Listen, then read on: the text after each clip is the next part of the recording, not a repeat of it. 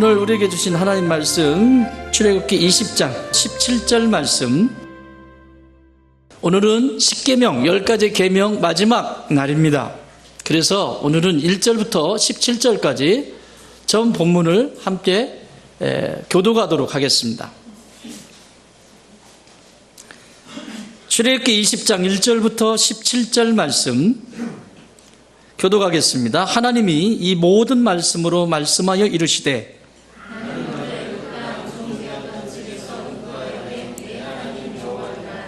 너는 나 외에는 다른 신들을 내게 두지 말라.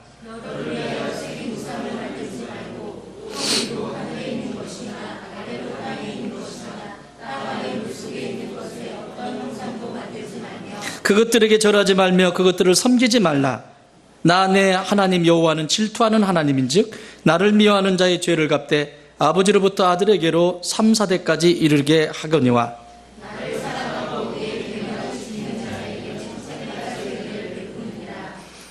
너는 내 하나님 여호와의 이름을 망령되게 부르지 말라. 여호와는 그의 이름을 망령되게 부르는 자를 죄 없다 하지 아니하리라.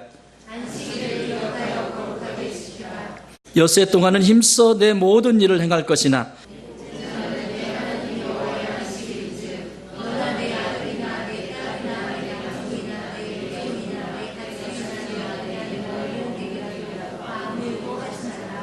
이는 엿새 동안에 나 여호와가 하늘과 땅과 바다와 그 가운데 모든 것을 만들고 일곱째 날에 쉬었음이라. 그러므로 여호와가 안식일을 복되게 하여 그날을 거룩하게 하였느니라.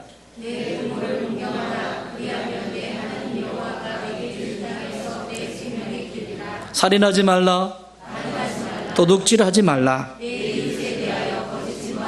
함께합니다. 내 이웃의 집을 탐내지 말라. 내 이웃의 아내나 그의 남종이나 그의 여종이나 그의 소나 그의 나귀가 무릇 내 이웃의 소유를 탐내지 말라.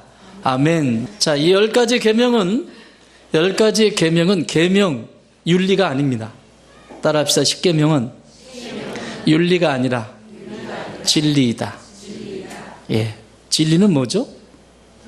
변하지 않아요. 내 생명과 연결되어 있어요.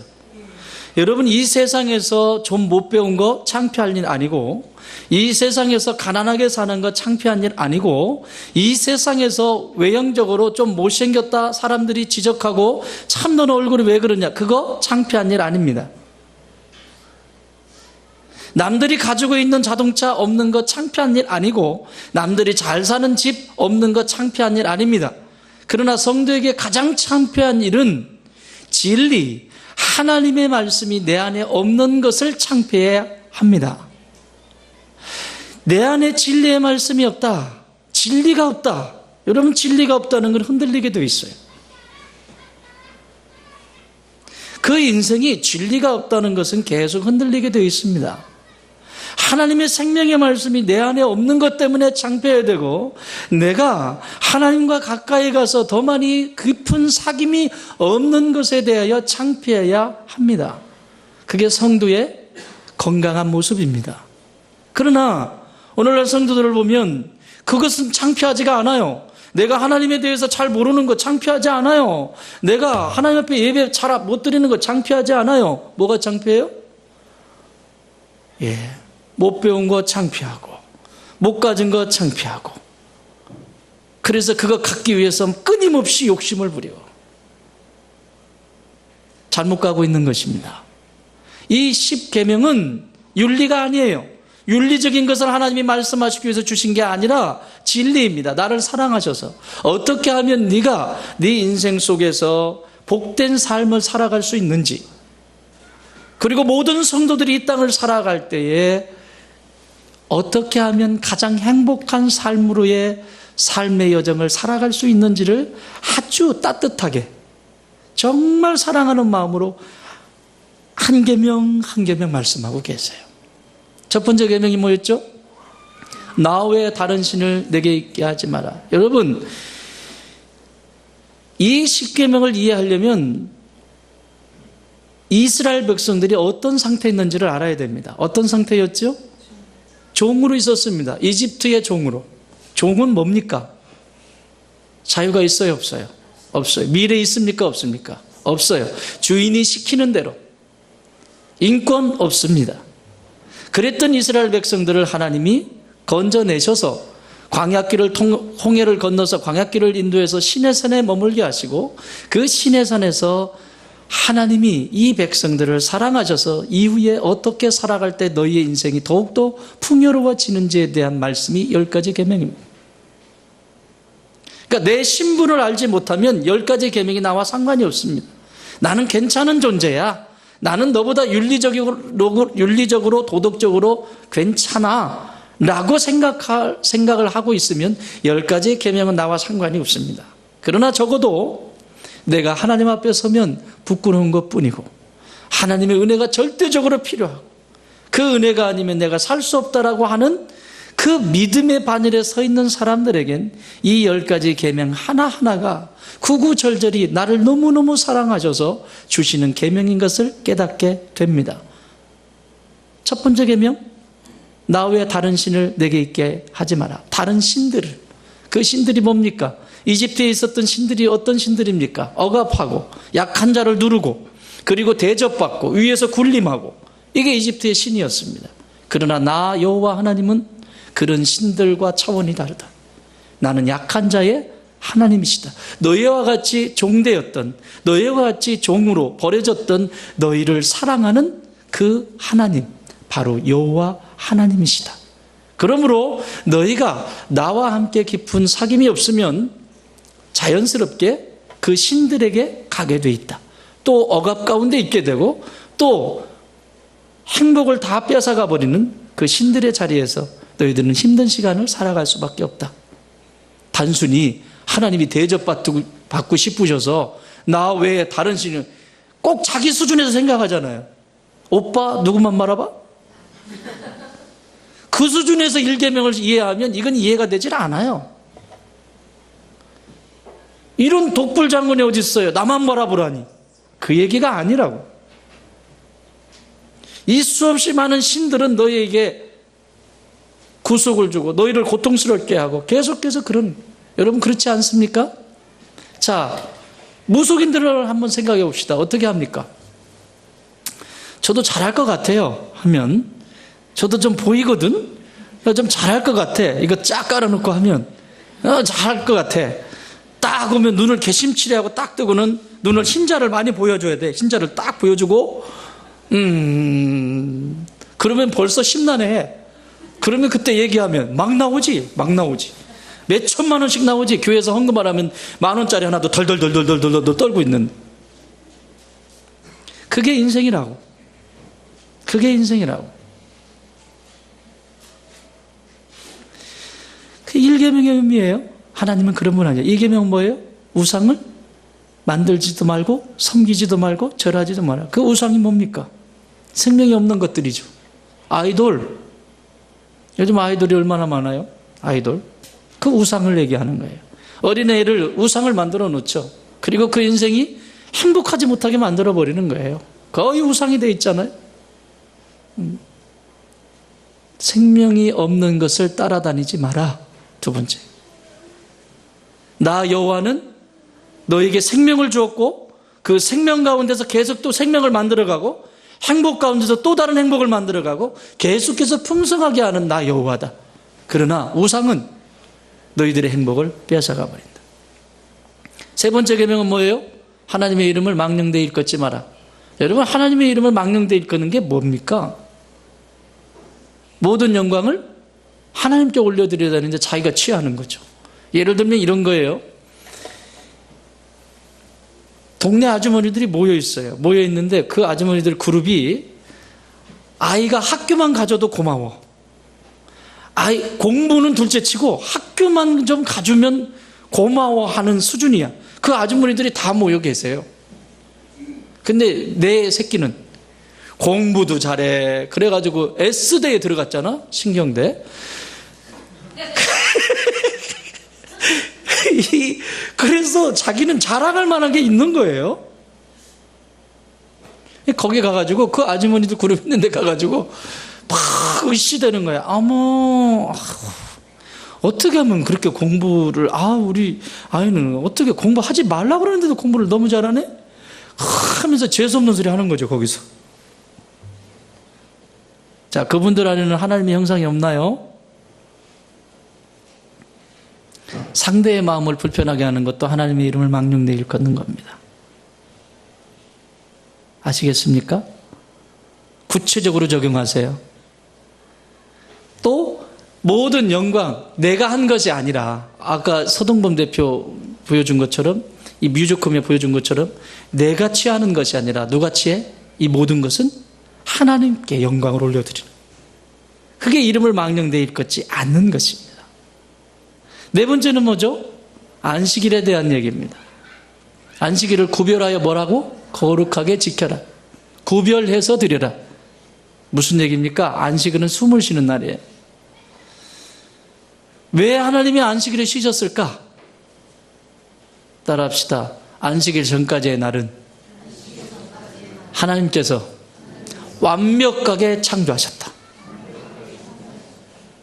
하나님이 힘들어서 쉬신 게 아니고 지금까지 창조하신 6일 동안 창조하신 것이 퍼펙트예요. 퍼펙트. 손댈 데가 없어. 이해되셨습니까? 손댈 데가 없는 상태. 그래서 쉬신 거예요.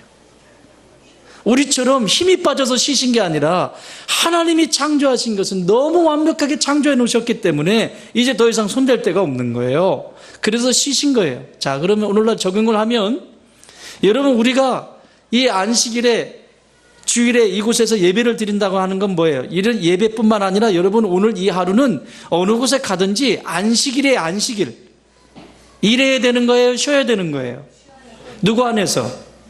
하나님 안에서 쉬어야 되는 거예요. 왜? 내가 지금까지 6일 동안 열심히 일했다고 하는 것은 하나님과 동행했다면 이건 완전한 거예요? 불완전한 거예요? 완전한 거죠. 주일에도 계속 뭔가를 일하겠다고 하고 주일에도 뭔가를 움직이겠다고 하는 것은 6일 동안 하나님과 내가 동행했다, 동행하지 않았다? 동행하지 않았다. 그러니까 불안한 거죠. 그래서 이 주일에도 계속 일을 해야 되는 거예요. 그러다가 골로 가죠. 생명이 이곳에 안 계십니다.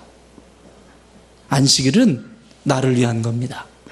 따라합시다. 안식일은 영혼의 숨을 쉬는 날이다.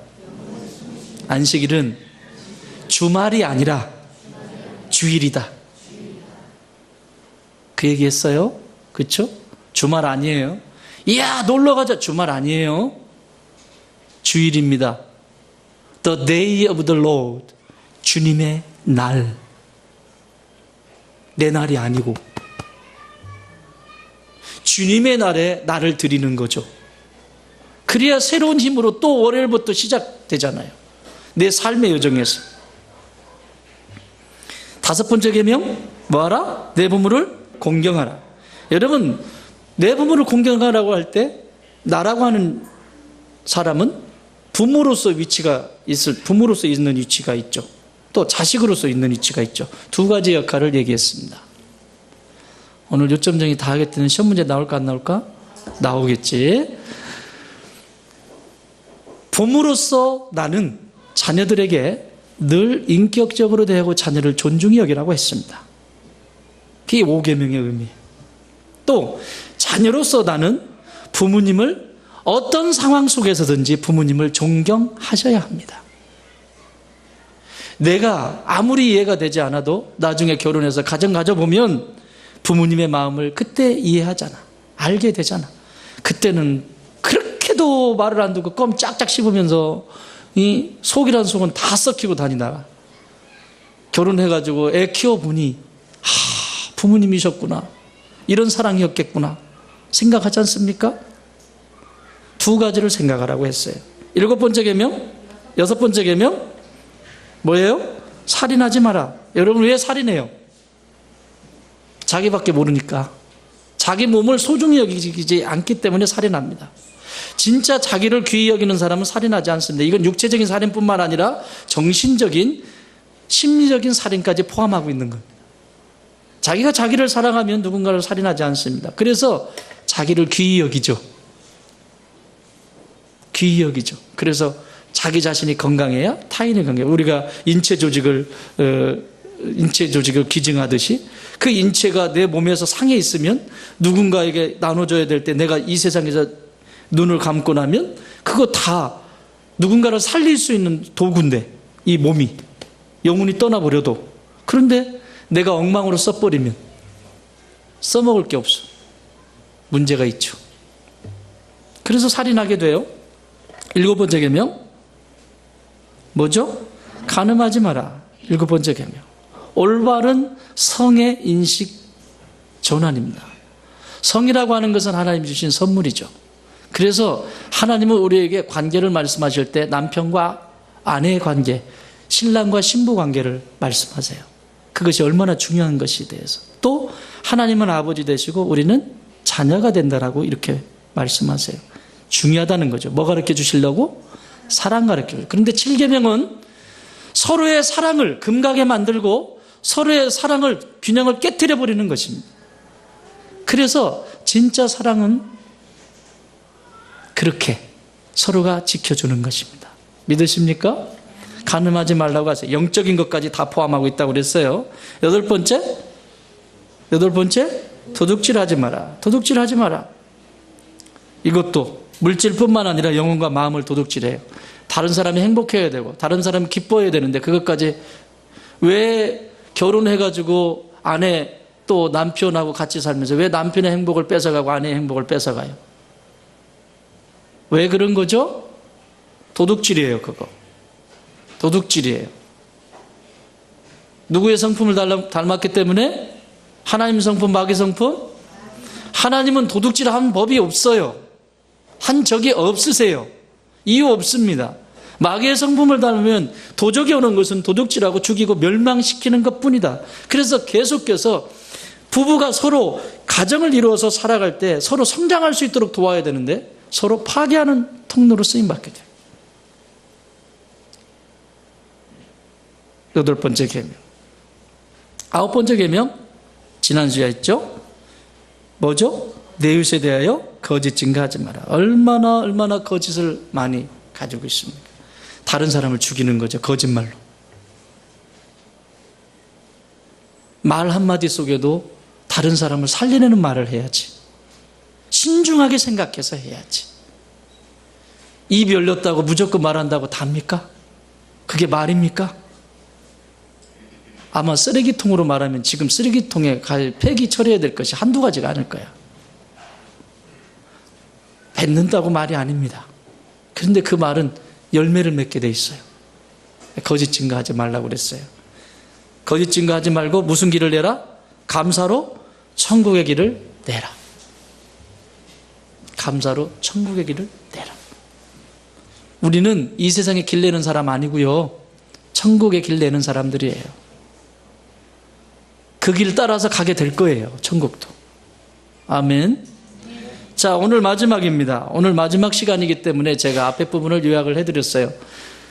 오늘 마지막 한번 읽겠습니다. 17절 시작.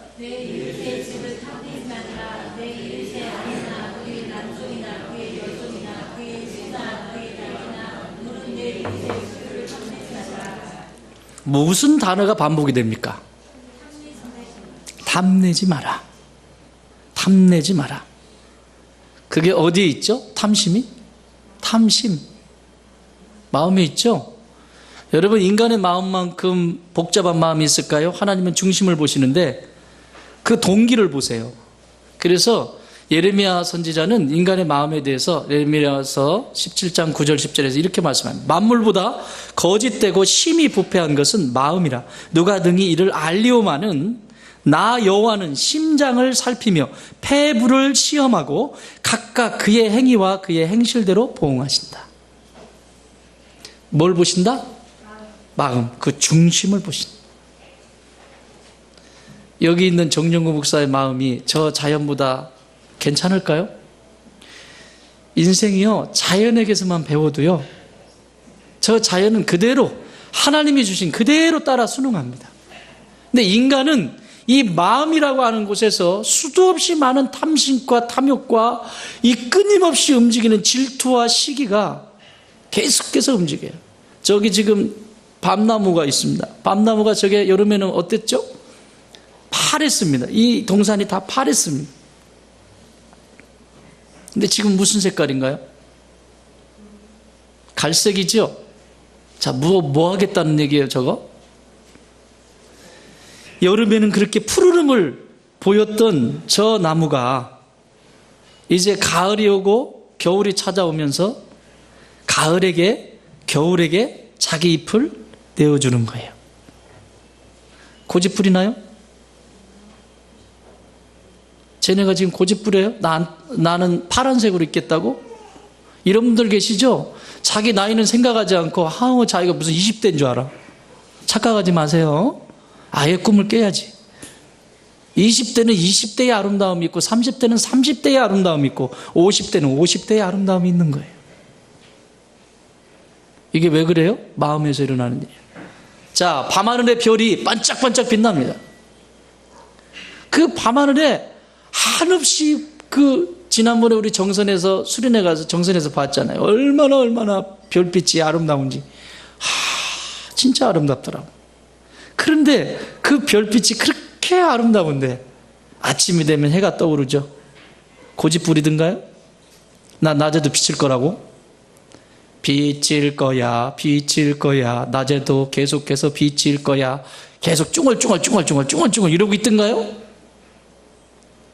해가 떠오르면 별은 그 자리를 양보합니다. 누구에게? 해에게.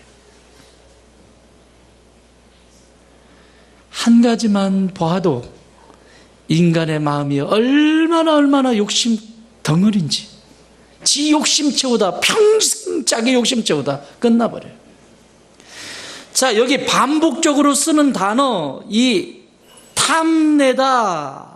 탐내다라고 하는 단어는 원어는 하마드라고 하는 단어를 씁니다. 하마드. 따라해 볼까요? 하마드. 이런 단어는 하나쯤 외워놓으면 좋아요. 하마드. 그런데 이 하마드라고 하는 이 단어가 완전히 뜻이 다르게 쓰인다는 거예요. 이 하마드라고 하는 단어의 원래 뜻은 따라합시다. 기뻐하다, 즐거워하다, 이런 뜻이에요. 그런데 여기 지금 오늘 여기 탐심이라고 하는, 탐내지 마라 할 때 탐내다라고 하는 단어가 무슨 단어라고요? 하마드. 그럼 중간에 무슨 일이 있었던 거예요? 기뻐해야 되고 즐거워해야 되고 만족해야 될 그 기쁨이 어디로 갔냐고. 지금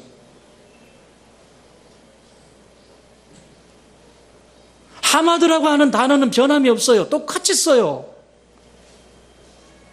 그런데 그 단어가 왜 기뻐해야 되고 즐거워해야 되고 하는 그 단어가 왜 여기 지금 탐내다라고 하는 단어로 바뀌었을까요? 이유가 있지 않겠습니까? 자, 좀 살펴봅시다. 그래서 이 하마드라고 하는 원래의 뜻은 아름다워서 기쁘다, 심히 사랑받아서 기쁘다, 하나님께로부터. 또 즐거워서 기쁘다, 미래에 소망이 있어서 기쁘다, 이런 뜻이에요. 너무 행복하죠? 듣기만 해도.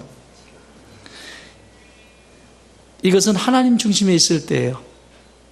자, 이때가 언제냐면 창세기 2장 9절 말씀입니다. 여러분, 창세기 1장과 2장은 타락하기 전에 인간의 모습을 그대로 기록해 놓았습니다.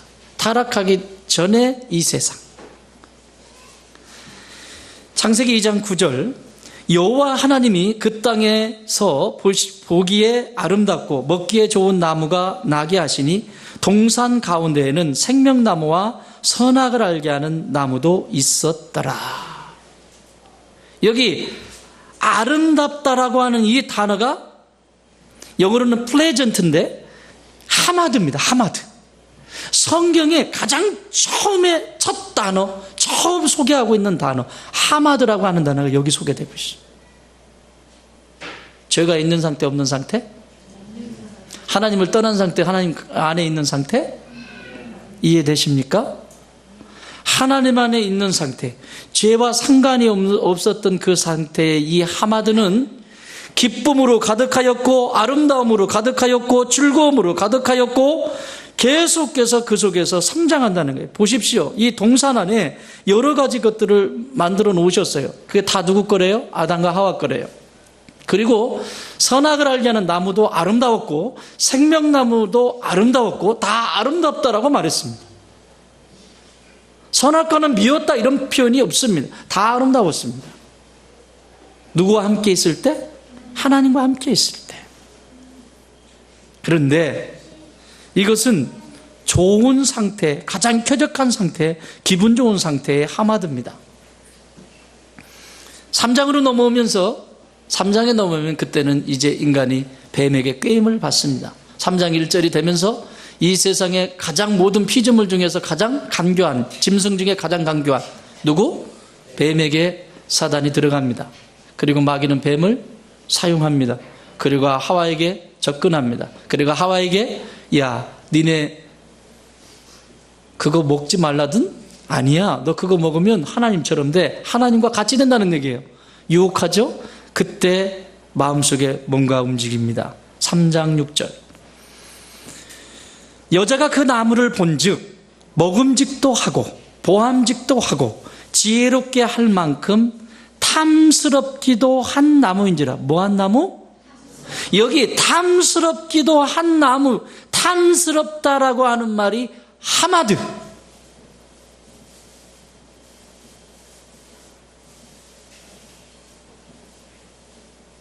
다 자기 거잖아. 에덴 동산에 있는 거 하나님이 다 자기 거라고 주셨잖아요. 주셨는데 왜 이날 마귀가 지나가고 난 다음에 이날 하필이면 이날 그 나무를 봤더니 다른 때는 그냥 아름답게 보였어. 그냥 즐거움의 대상이고 기쁨의 대상이고 그걸 갖고 싶은 마음도 전혀 없고 그냥 아름답기만 했어요. 그런데 이날 어둠인 마귀가 지나가고 나서 그렇게 유혹하고 나서 그 유혹에 넘어가고 나서 눈이 탐스러운 것으로 보이는 거예요. 이게 오늘날 우리의 문제입니다. 따라합시다. 성령 충만하지 않으면 나도 별 수 없다.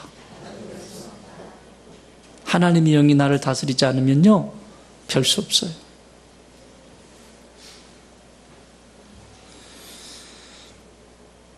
넘어가잖아요.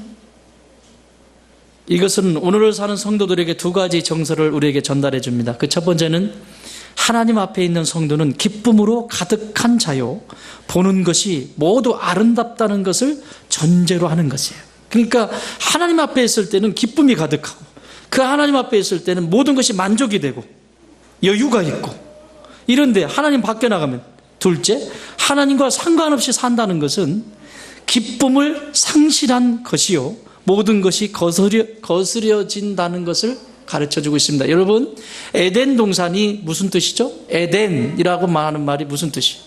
에덴. 에덴이라고 말은 히브리 말로 간이거든요. 간인데, 간은 따라합시다. 즐겁다, 기쁘다, 즐거움, 기쁨, 이런 뜻이에요. 그러면 하나님 나라의 하나님 백성으로 이 땅을 우리가 살아가면서 예수 믿는다는 것은, 우리 집이 예수 믿는 가정이라고 하는 것은, 내 삶이 예수 믿는 사람이라고 하는 것은 내 안에 기쁨이 계속해서 넘쳐야 되는 거예요. 왜 그런데 가정에 가면 초상집이 돼요? 죄송합니다. 욕심. 넘어간 거예요, 이미. 에덴을 빼앗겨버린 거예요. 방법 없습니다. 그건 회개하고 돌아오는 방법밖에 없습니다. 예수 그리스도 안에서 참 사랑, 참 기쁨을 회복하지 않고는 계속해서 누수당하게 되어 있습니다. 여러분, 전기도 누수되고 수도도 누수가 되죠. 영혼이 자꾸 누수가 됩니다. 이게 오늘 탐내지 말라라고 하는 이 탐내대의 하마드라고 하는 뜻입니다. 에덴의 기쁨을 잃어버리고 오늘 하마드, 이 기쁨을 잃어버린 안타까운 현실. 이스라엘 백성들에게 너희들은 가나안 땅에 가서 이 기쁨을 잃어버리지 마라. 에덴의 그 기쁨을 너희들에게 회복하기 위해서 애굽에서 너희를 건져주었고 구원해 주었고, 다시 말하면 너희를 이 세상 가운데 예수 그리스도의 십자가를 통해서 그 구원의 역사를 그곳에서 죄의 구덩이에서 너희를 건져주었고, 죽음의 그 골짜기에서 사망에서 너희를 생명으로 건져주었는데 그 에덴 잃어버리지 마라. 뭐 때문에? 탐심 때문에. 여러분, 마음에 탐욕이 들어오면 그 다음부터는 관계가 뒤틀려지기 시작하는 거 아시죠? 부부관계가 신뢰가 안 되면 뭐부터 해요? 주머니 따로 찹니다. 쓱 신뢰가 무너지면 죄송해요. 설교용 아닌데 이 자식하고 과연 살 수 있을까? 그러면 주머니를 따로 만듭니다. 속주머니, 안주머니, 속주머니 똑같은 말인가? 어쨌든 이때부터 이제 문제가 생기는 거예요. 사랑하는 여러분, 탐심은 다 함께 죽는 겁니다. 그렇다면 이 탐심을 갖지 않은 이 하마드, 탐심을 갖지 않는 이 하마드, 어떻게 하면 이 하마드로부터 자유로울 수 있을까? 이 고통으로부터 벗어날 수 있을까? 따라해 볼까요? 미래를 하나님께 맡겨라. 왜 욕심이 자꾸 올라올까? 미래도 자기가 주관하려고 그래. 여러분, 1분 뒤에 여러분의 인생을 알아요? 1년 뒤에 할 것도 없고 1분 뒤에 내 인생이 알아요? 아무도 몰라요. 그런데 미래 것까지 자기가 주관하려고 해요. 이게 그리스 신화에는 이런 게 있잖아요. 시간의 신. 미래의 것까지 자기가 통제하려고 그래요. 그러니까 자꾸 탐욕이 들어와요. 여러분, 이 이야기가 초대교회에 일이 일어납니다. 제가 시간이 없으니까 굉장히 빠르게 이 역사를 이야기를 하겠습니다. 초대교회에 구원받는 자의 수가 날마다 늘어나기 시작합니다. 그러니까 사람들이 막 벌떼처럼 모이죠. 모이면 뭐가 필요하죠? 사람이 모이면 뭐가 필요해요? 먹고 마시고 잘 자리가 있어야 되고 시설이 있어야 되잖아요. 그러면 뭐가 필요해요? 돈이 필요하죠. 여러분, 여기 있는데 그냥 없이 움직여져요? 다 돈이에요. 돈의 가치를 두면 다 돈이라고. 머리도 돈, 여기도 돈, 여기도 돈, 다 돈이네? 돈이에요. 근데 초대교회에 이 급성장을 하니까 이게 먹을 것부터 시작해서 여러 가지 불편함이 생겨요. 그때 요셉이라고 하는 한 사람이 자기가 부자였습니다. 그 자기의 소유를 팔아가지고 사도들한테 가져와서 베드로님, 베드로 목사님, 이거 우리 공동체를 위해서 써주십시오. 쓰는데 또 더 많아지니까 또 부족하겠죠. 또 팔아가지고 자기 소유 팔아가지고 또 갖다 놓은. 자, 이런 모습을 보면서 주변의 성도들이 이 요셉에게 별명을 붙여주는데 그 유명한 바나바 들어보셨어요? 바나바라고 하는 별명을 붙여줍니다. 이 뜻은 위로의 왕이다. 우리가 힘들고 어렵고 이 공동체가 어려울 때 당신의 도움을 통해서 우리가 위로를 받았다, 이런 뜻입니다. 자, 그런데 여기서 끝나지 않습니다. 바나바라고 하는 이 사람이 교회에 유익을 끼쳐요.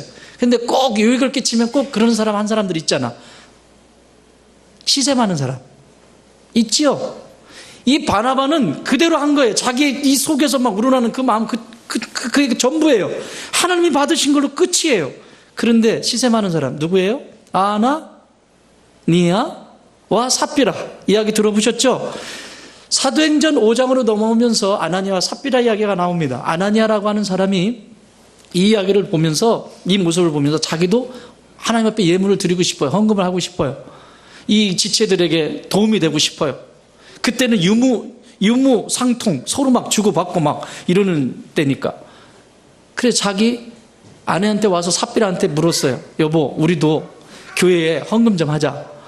우리 소유 팔아가지고 하자. 그랬더니 아내가 아유, 당신 해야지. 뭐라고 했을까요? 아나니아가 가가지고 그냥 우리도 당연히 받은 은혜가 크니까 헌금하자 이랬으면 문제가 안 생겨. 어떻게 했을까요? 꼭 비교를 하는 거지. 거기는 안 써 있어. 물론 비교를 하는 거지. 어떻게? 바나바는 얼마를 했어? 나도 좀 해야 되지 않겠어? 이렇게 간 거죠. 왜 사람하고 비교해? 자기가 할 수 있는 만큼 하면 되지. 추수감사절도 마찬가지예요. 자기가 할 수 있는 만큼 하면 돼요. 최선을 다하면 돼요. 그런데 누구는 얼마 했는데 내가 이러면 안 된다. 어쨌든 팔아서 했어요. 그런데 그 파는 것까지는 너무 잘했어. 뭐가 생기지 이제? 역시 왜? 이거 다 주면 미래가 불안해지는 거죠. 여러분, 미래를 못 맡긴다는 게 이런 거예요. 미래가 불안해져. 아까 팔 때까지만 해도 이거 전부 드리려고 생각했잖아요.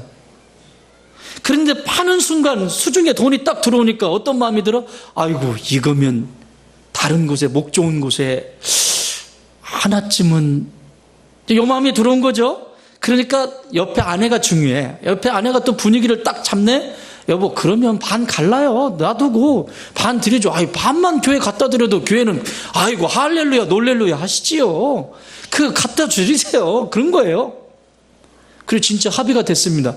그래서 반 남겨놓고 반을 가지고 갔어요. 그랬더니 이때 베드로 목사님 제일 성령 충만할 때 아닙니까? 그러니까 딱 요때는 돗자리 딱 핀 상태예요. 다 보여. 딱 보이니까 어떻게 해요? 개심치레 딱 이거는 다냐? 이것이 다냐? 그랬더니 뭐래요? 거기서 고집을 안 부렸어야 돼. 다냐라고 물을 때는 회개해라 이 얘기잖아요. 그죠? 내가 다 알고 있다. 빨리 돌이켜라, 회개해라. 그런데 어떻게 하죠? 우겨. 예, 답니다. 다시 묻겠다. 다냐? 예, 답니다. 다시 묻겠다. 답니다. 그 자리에서 갑니다. 어디로? 저세상으로. 끝. 그런데 갑자기 또 이제 조금 있다가 또 아내가 왔네요. 아내가 그래서 자기 남편 찾으러 온 거죠. 와가지고 딱, 이게 다냐? 또 물었어요. 아, 그러면 그 전부예요. 거기서 가셨어요. 이 초대교회의 이 사건은 굉장히 중요한 의미를 둡니다. 이로 인해서 모든 백성들이 하나님을 경외하는 법을 배우게 됩니다. 생명이 죽은 자 사는 자 이게 중요한 게 아니라 자신의 미래를 하나님께 맡기지 못하고 욕심이 꽉 찬 거죠. 자기가 가진 것도 가진 게 아니에요. 여러분, 생명이 이 세상에 없는데 그 물질이 무슨 소용이 있습니까? 아니, 가지고 갈 수 있다고 해요. 가지고 갔어. 천국까지 갔어. 천국에 갈 수 있을지 모르겠지만 어쨌든 가지고 갔어. 가지고 끙끙거리고 가야. 여러분, 금덩어리 이거 한 달란트 몇 킬로? 여러분 평생 모으면 30킬로 모으기 쉬워요? 어려워요? 금. 한 달란트가 30kg이거든? 그래, 한 달란트 30kg 짊어지고 천국까지 갔어. 근데 그게 뭐래요? 천국에서? 하나님이 아이고 너 수고했다 이럴까요? 보도블록이야, 보도블록. 천국에 그거 하나 아무것도 아니라고. 어쨌든 이 이야기를 통해서 하나님이 우리에게 가르쳐 주는 것은 미래가 없다. 왜 미래를 하나님께 맡기지 못하냐? 네가 그 가졌던 마음을 왜 자꾸 다른 곳에 마음을 뺏기냐? 하나님 나라를 보고 가지 않고 땅에서 뺏겨버려. 여러분, 오늘 광고 시간에 보았던 뮤직홈 대표 서동범 단장, 이분은 한때 강남에서 자기 사무실만, 자기 직무실, 왜 회장실, 사장실, 대표실 이런 거 있잖아요. 대표실이 자기 사무실만 50평. 여러분, 강남에서 자기 사무실이 50평이면 여러분 이게 얼마나 잘 나갔는지 알겠지요? 그런데 불이 홀딱 나버렸습니다. 불이 나버린 거예요. 불이 나가지고 그 불난가지고 지금까지도 작년까지 보상해줬대. 그거 자기가 아니라고 부인해도 되는데 그때 깨닫고 하나님을 다시 만나요. 무학교에 다녀요. 무학교의 성도예요. 깨닫고 나서 자기가 최대한 다른 사람들 피해가지 않게 지금까지도 빛을 가봤다고 하더라고요. 그런데 그 불이 나가지고 산더미가 됐는데 어머니가 오셨대요. 어머니 아버지가 신앙이 좋으세요. 나는 여러분들이 그런 신앙이 있기를 바라요. 돈을 가지고 왔어요. 이 아들을 도와주려고 딱 왔는데 상태 딱 보니까 어때? 이거는 한두 푼 가지고 될 일이 아니야. 이것은 얘가 하나님 앞에 맞짱을 떠야 될 일이지 내가 돈 몇 푼 주는 것으로 얘가 일어날 게 아니야. 그래서 어머니가 돈 가지고 왔다가 그 길로 어디로 가요? 교회로 가서 하나님 앞에 감사한금 다 드려버린 거예요. 아들 입장에서 어떨까요? 지금 한 푼이 귀한데 돈이 적은 돈일까요 그게? 지금 한 푼이 귀하고 직원들도 문제가 있고 한 푼이 귀한데 그거 전부를 감사한금 다 드려버린 거예요.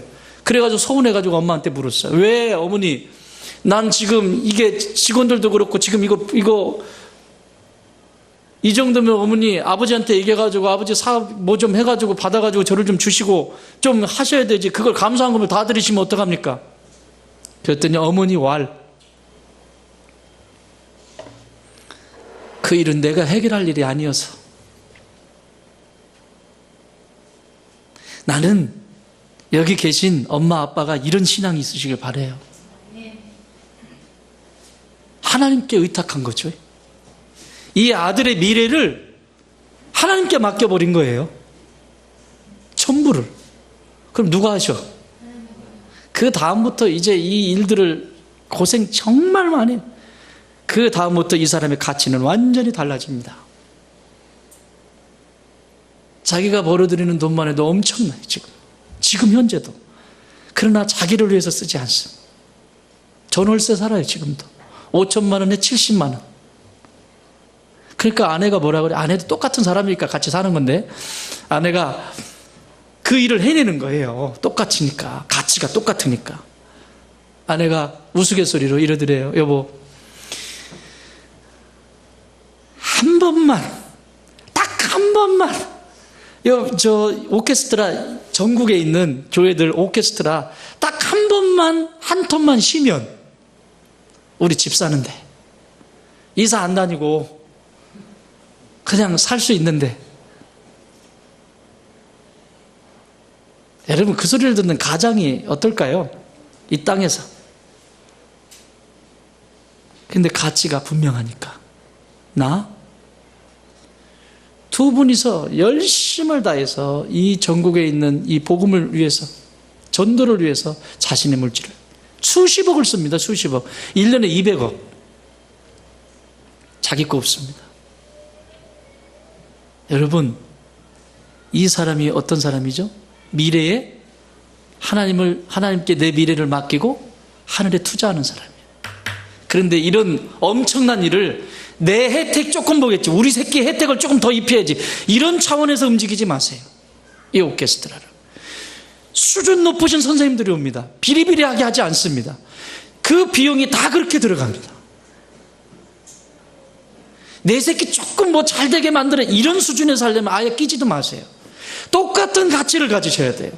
이 일을 위해서 함께 영혼을 살려내는 통로로 쓰임받는다는 거예요. 나도 어떻게 하면 이 일에 동참할 수 있을까? 이렇게 하셔야지. 내 새끼 뭐 어디 무슨 뭐 하게 하는 것처럼 그거 쫓아다니, 아예 하지 마. 그럴 것 같으면. 아니어도 줄 서. 가치가 같아야지. 적어도 내가 그렇게는 못해도 그 마음은 같이 나눠야 되지 않겠습니까? 이게 미래를 두고 가는 거예요. 미래를 두고. 미래를 보고 투자하는 거예요. 그러니까 이 사람이 탐심이 있을까? 안 해? 세금요?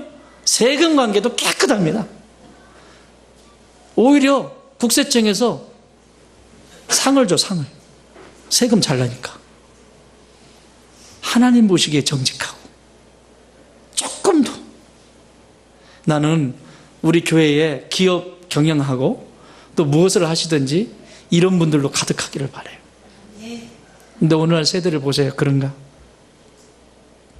두 번째는요, 베풀 줄 아는 삶이 돼야 돼요. 이 하마드에 빠지지 않으려면, 후자 하마드, 에덴 동산 말고 후자 하마드에 빠지지 않으려면 베풀 줄 아는 삶이 돼야 돼요. 왜 사람들이 그렇게 못되게 구냐고. 내가 전국에 지금 집을 보십시오. 전국에 집들이 여기도 지금 집을 엄청나게 짓잖아요. 많은 집들을 짓습니다. 저 많은 집이면요, 우리 국민 다 들어갈 수 있는 거 알아요? 가정수로 이렇게 따져가지고 다 들어갈 수 있습니다. 그만 줘도 됩니다. 그리고 나머지 자연, 녹지 살려서 아름답게 갖고 갈 수 있습니다. 그런데 어떻게 하죠? 한 가정이 세 채씩, 두 채, 세 채, 네 채, 있는 대로 족족.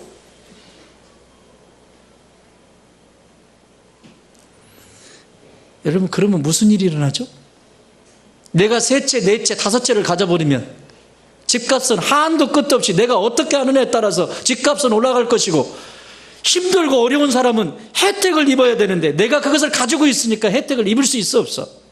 못 입게 되잖아요. 그게 얼마나 무서운 일인지 알아요? 아니, 지금 걸어다니는, 어디 갔니? 요즘에 우리 교회에 귀염둥이 지우가 어디 갔지? 우리 교회 지우가, 니네 둘이 많이 좋아졌나 보더라. 새끼 보면 안다. 아주 그냥 끝내줘요. 이건 딱 엄마하고 아빠하고 좋아지면 애들이 바로 표시나요. 애들은요. 그냥 그림이에요, 그림.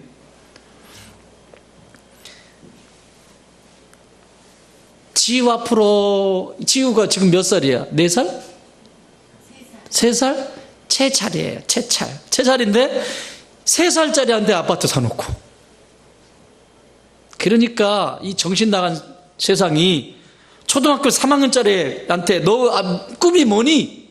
네 미래의 꿈이 뭐니? 물어보니까 뭐래요? 대부업자.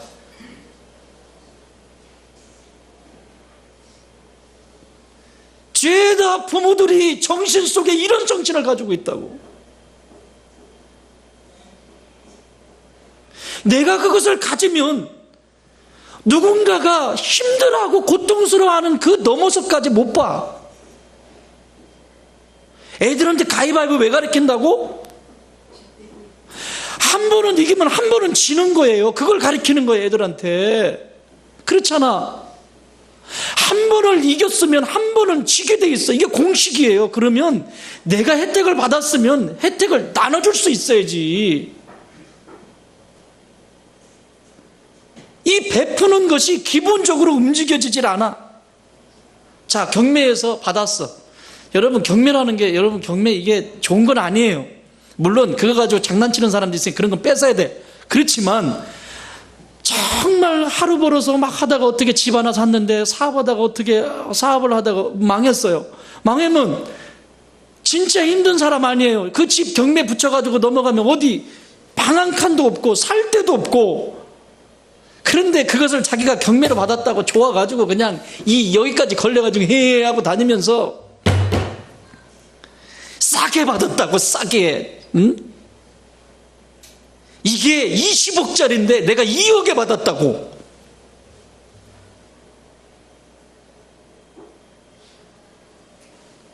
한 사람은 피눈물을 흘리고 있어. 그래, 그렇게 했다고 쳐. 그러면 적어도 그 주인이 근황이 어떤지는 살펴봐야 되지 않겠습니까? 그게 하나님의 사람 아니요? 10가지의 계명을 붙들고 있는 하나님의 사람 아닐까? 근황이 어떤지 가서 그분이 방 한 칸도 없어서 새끼들하고 그렇게 힘들게 살아간다면 내가 그 집 들어가지 않아도 되면 사십시오. 집 구해서 방 얻을 수 있을 때까지 사십시오. 아니, 더 나가서 이 집 사십시오. 이게 그리스도인 아니야? 예수 믿는다고 하는데도 그거 좋아가지고 뭐 받았대. 그래가지고 뭐 내가 지금 미래에 재테크를 무슨 얼어 죽을 재테크, 법적으로는 아무 문제가 안 되지. 이 세상의 법에는 아무 문제가 되지 않아. 그건. 그러나 우리가 믿는 법은 사랑의 법이요, 그 너머의 법이라고. 이 세상에서 걸리지 않는다고 아무 문제가 없나? 아니잖아요.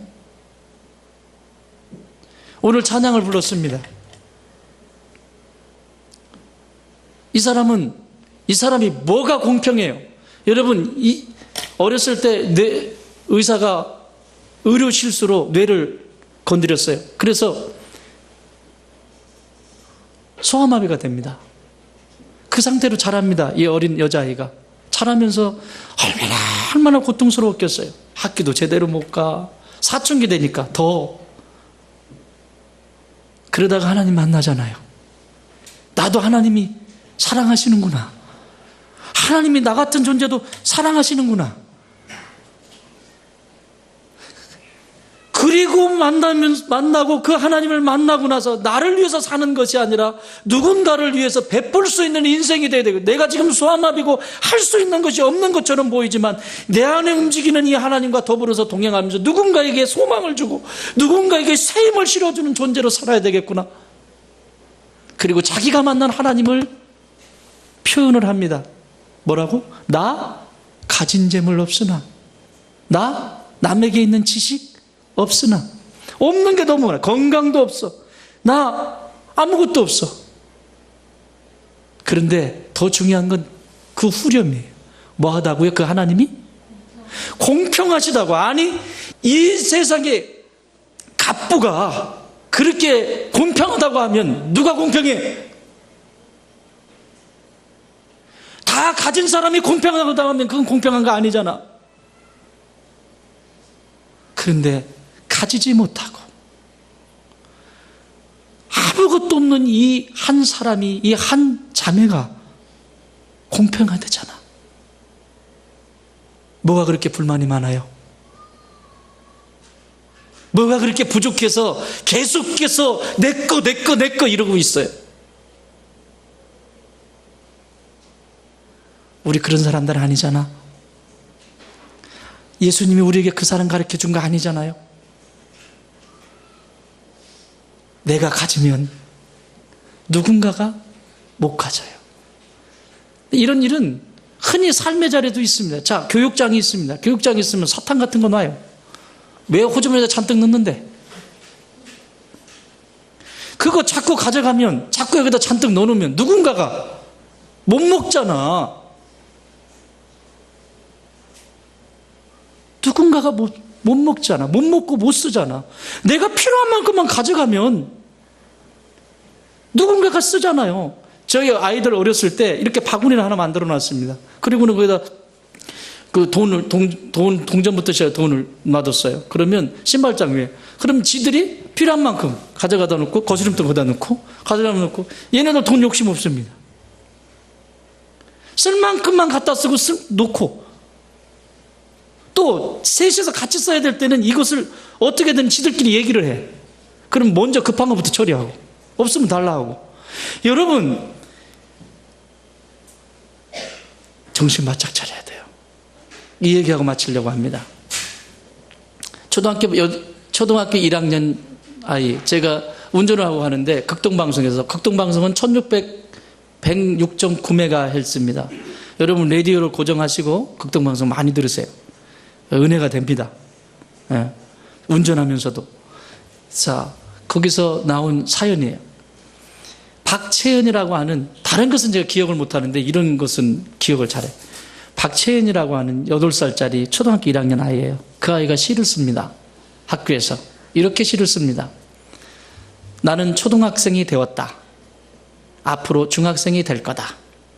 그리고 나는 민사고를 들어갈 거다. 민사고가 어떤 학교죠? 민족사관학교가 무슨 학교예요? 이 나라에서 아주 엘리트만 모이는 곳이 민족사관학교예요. 민사고를 갈 거다. 외국에 있는 유명한 하버드부터 이 유명한 대학에 가잖아요. 민사고를 갈 거다. 그리고 하버드 대학에 들어갈 거다. 그 다음이 중요해. 그리고 하버드대를 졸업할 거다. 그리고 나서 나는 미용사가 될 거다.